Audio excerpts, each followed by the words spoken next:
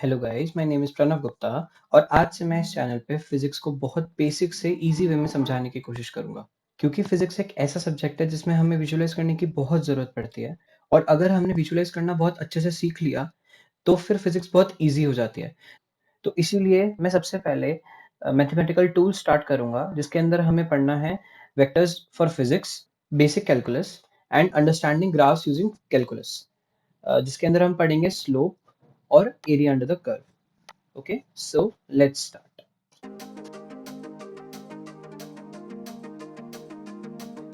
सबसे पहले हमें क्वांटिटीज के बारे में चर्चा करनी है। क्वांटिटीज दो टाइप की होती हैं, एक मेजरेबल क्वांटिटी और एक अनमेजरेबल क्वांटिटी। मेजरेबल क्वांटिटीज वो क्वांटिटीज होती है जिन्हें हम किसी वैल्यू से मेजर कर सकते हैं या फिर डिफाइन कर सकते हैं और अनमेजरेबल क्वांटिटीज वो क्वांटिटीज होती हैं जिन्हें हम किसी वैल्यू से मेजर नहीं कर सकते। तो मेजरेबल क्वांटिटीज के कुछ एग्जांपल्स जैसे स्पीड, फोर्स, वेलोसिटी, वर्क, है ना? और अनमेजरेबल क्वांटिटीज के एग्जांपल्स हो सकते हैं पेन, प्लेजर। अब मैं ऐसे बोलूँ कि मेरे को दर्द हो रहा है, लेकिन मैं उसको ये नहीं बता सकता ना कि मेरे को कितना दर्द हो रहा है। तो इसीलिए वो अनमेजरेबल क्वांटिटी है। हमें फिजिक्स के अंदर मेजरेबल क्वांटिटीज पढ़नी है। मेजरेबल क्वांटिटीज को हम फिजिकल क्वांटिटीज भी बोलते हैं। तो फिजिकल क्वांटिटीज की डेफिनेशन देख लेते हैं।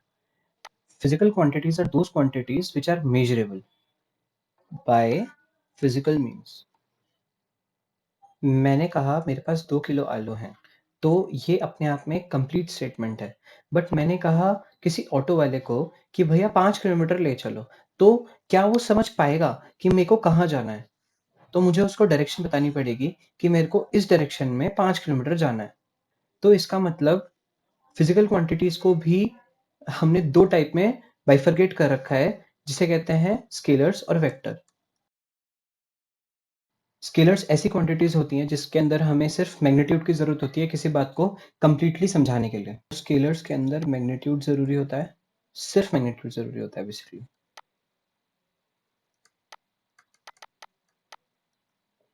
और वेक्टर्स के अंदर मैग्नीट्यूड और डायरेक्शन दोनों ज़रूरी होते हैं, प्लस डायरेक्शन।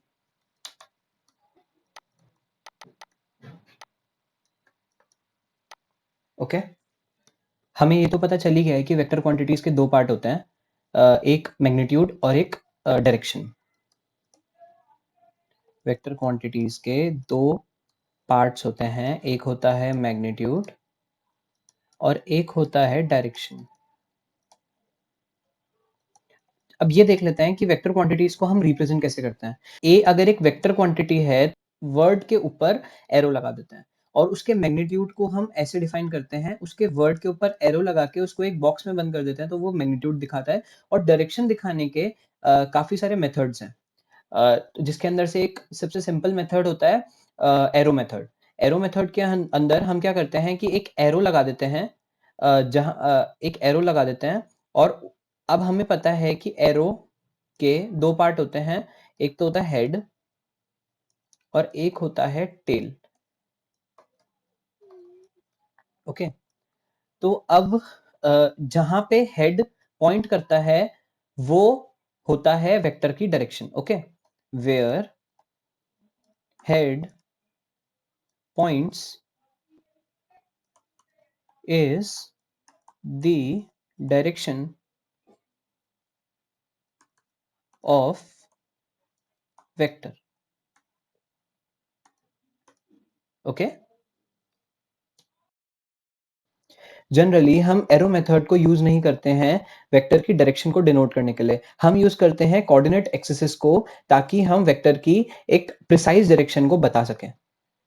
अब थोड़ा कोऑर्डिनेट एक्सिस का ओवरव्यू ले लेते हैं और फिर उसके बाद हम समझेंगे कि वेक्टर को कैसे डिनोट किया जाता है कोऑर्डिनेट एक्सिस के यूज से।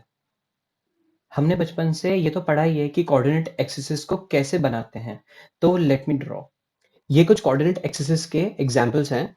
ये तो नॉर्मल फॉर्म, ये हो गई जिसके अंदर z एक्सिस प्लेन के अंदर जा रही है और ये हो गई जिसके अंदर z एक्सिस प्लेन के बाहर आ रही है। अब आप ये पूछोगे कि मैंने ये जो कोऑर्डिनेट एक्सिस हैं ये दोनों वाली, इनको मैंने ऐसे टेढ़ा-टेढ़ा क्यों बनाया है? तो ये बात समझो कि हम अपने कन्वीनियंस के हिसाब से एक्सिस को टेढ़ा कर सकते हैं। ज़रूरी नहीं है एक्स एक्सिस का हॉरिजॉन्टल होना और वाई एक्सिस का वर्टिकल होना, ज़रूरी है इनका म्यूचुअली परपेंडिकुलर होना। मैं इस चीज़ को वेक्टर रिज़ॉल्यूशन में बताऊँगा कि क्या फ़ायदा होगा अगर मैं एक्सिस को टेढ़ा ले लूँ।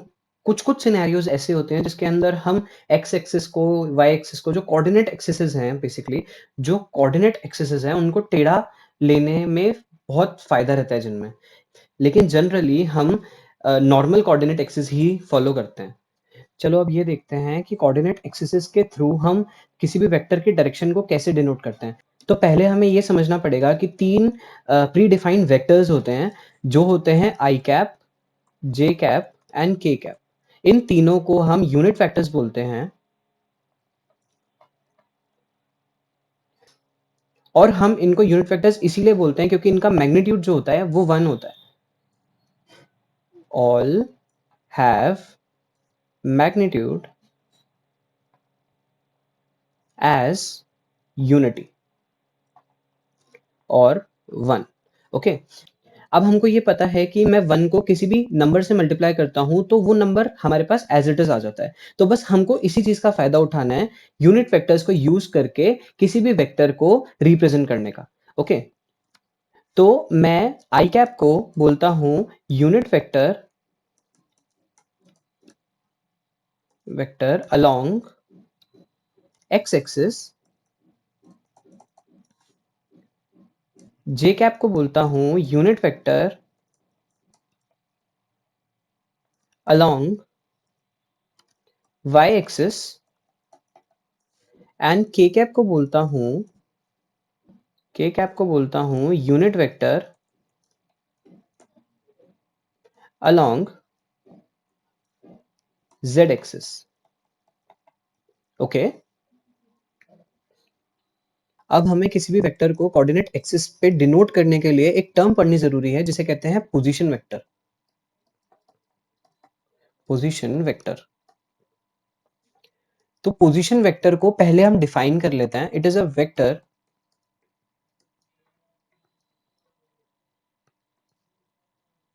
Vector made from the reference point in physics.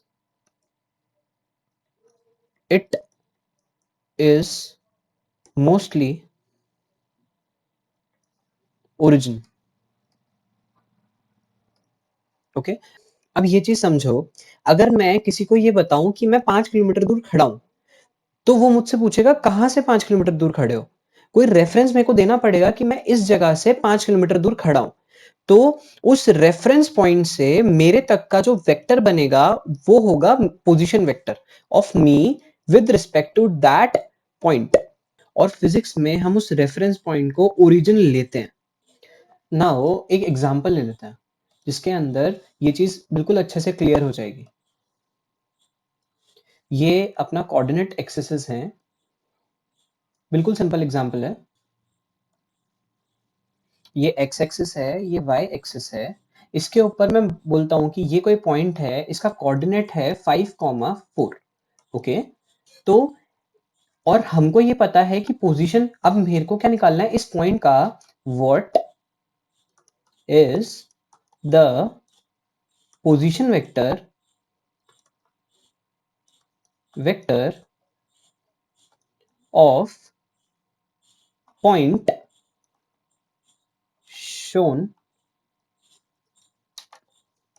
shown in the coordinate axis। Okay, तो हमें ये पता है कि किसी भी पॉइंट का पोजीशन वेक्टर हम ऐसे डिफाइन करते हैं कि ओरिजिन से उसका वेक्टर। ओके, ये एक वेक्टर हो गया जिसका हेड इस पॉइंट की तरफ है, जो कि हमने पहले पढ़ा था कि हेड हमेशा उस पॉइंट की तरफ होता है जिस पॉइंट की तरफ वेक्टर होता है। ओके, तो मेरे को इस पोजीशन वेक्टर की वैल्यू निकालनी है। ओके, तो पहले तो ये चीज समझो कि मैंने क्या बोला था कि एक्स डायरेक्शन के अलोंग मैं आई कैप लेता हूं और वाई डायरेक्शन के अलोंग मैं जे कैप लेता हूं। ठीक है, ये ये क्या होते हैं? यूनिट वेक्टर्स होते हैं। एक्स आई कैप और जे कैप यूनिट वेक्टर्स होते हैं। तो मेरे को इस पॉइंट तक पहुंचने के लिए एक्स एक्सिस में देखिए, मेरे को इस पॉइंट तक पहुंचने के लिए एक्स एक्सिस में 5 चलना पड़ेगा और वाई एक्सिस में 4 चलना पड़ेगा। मैं इस पॉइंट पे पहुंच जाऊंगा। तो इसका मतलब क्या है कि मैं ओरिजिन से पहले 5 यूनिट्स आगे की तरफ गया, मतलब पहले मैं 5 यूनिट एक्स एक्सिस की तरफ गया, फिर उसके बाद 4 यूनिट वाई एक्सिस की तरफ गया, तो मैं इस पॉइंट पे पहुंच गया। तो मैं इस वेक्टर को ऐसे लिख सकता हूं, 5 आई कैप प्लस 4 जे कैप। सो अब एक ये क्वेश्चन देखते हैं। ये बोलता है कि each side of a cube is 3 units, find the position vector of each vertices. ठीक है, तो पोजीशन वेक्टर फाइंड करने के लिए हमें सबसे पहले हर वर्टेक्स का कोऑर्डिनेट पता होना बहुत जरूरी है। ठीक है, तो हमें क्या करना है, ओरिजिन से हर हर वर्टेक्स पे जाना है और उसका कोऑर्डिनेट पता करना है। ओके, तो सबसे पहले हम हर पॉइंट नाम दे देते हैं, A B C D E F G and H. Okay, now अब हर पॉइंट का कोऑर्डिनेट एक एक करके निकालते हैं। ओके, तो ए पॉइंट का कोऑर्डिनेट कैसे निकालेंगे? देखिए, ओरिजिन से अगर मेरे को ए पॉइंट पे आना है तो मेरे को सिर्फ एक्स डायरेक्शन में 3 यूनिट चलना पड़ेगा, वाई डायरेक्शन में मेरे को 0 चलना पड़ेगा और जेड डायरेक्शन में मेरे को 0 चलना पड़ेगा, क्योंकि ये एक्स एक्सिस पे ही पॉइंट है। तो ए का कोऑर्डिनेट क्या हो गया? 3,0,0। ओके, नाउ सी पॉइंट का कोऑर्डिनेट निकालते हैं।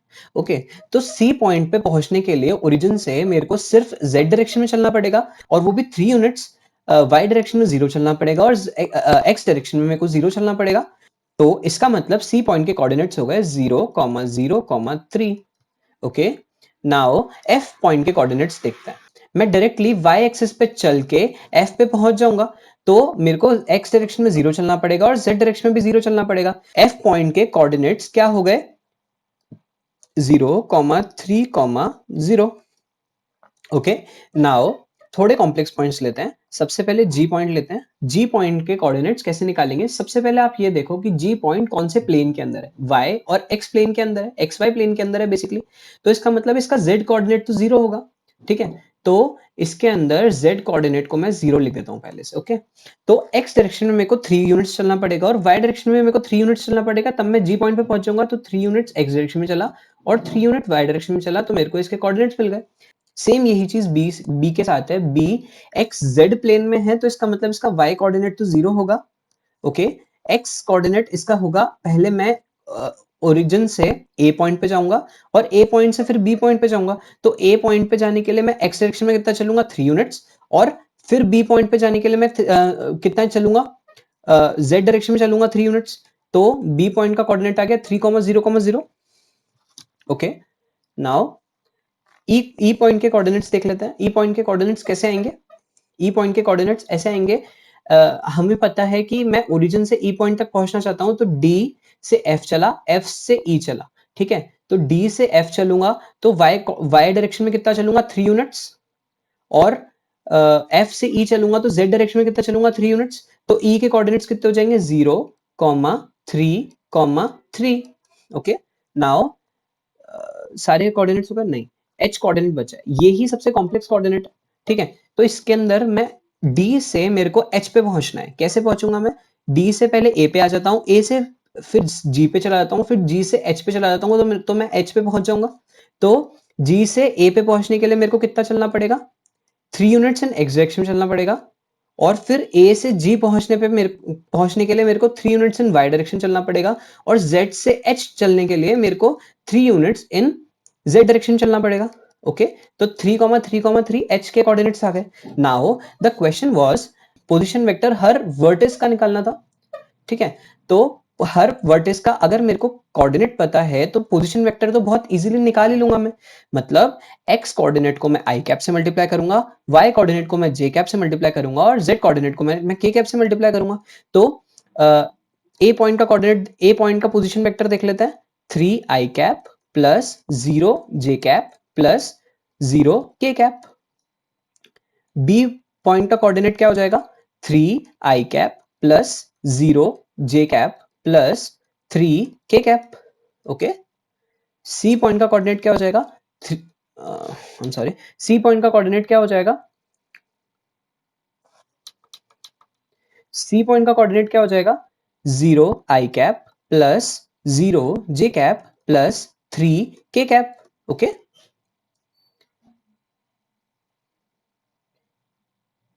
डी पॉइंट का कोऑर्डिनेट क्या हो जाएगा? 0 आई cap plus 0 J cap plus 0 K cap, okay. ई पॉइंट का कोऑर्डिनेट क्या हो जाएगा? 0 आई cap plus 3 J cap plus 3 K cap, okay. F point का कोऑर्डिनेट क्या हो जाएगा? 0 आई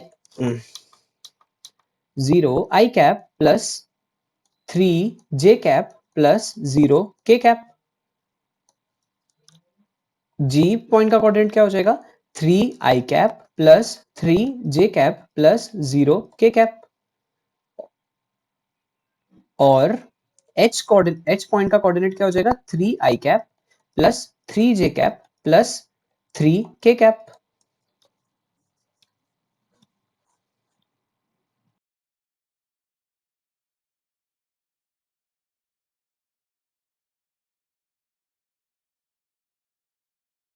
अब नेक्स्ट वीडियो में हम terminologies of vector and addition and subtraction of vectors पढ़ेंगे। Thanks for watching. ये मेरी फर्स्ट वीडियो है। It is really very difficult to teach virtually, but I will have an experience and will definitely use that in my further videos. If you like my content, then please appreciate me, and if you don't, I will be glad to improve myself. Please drop a comment.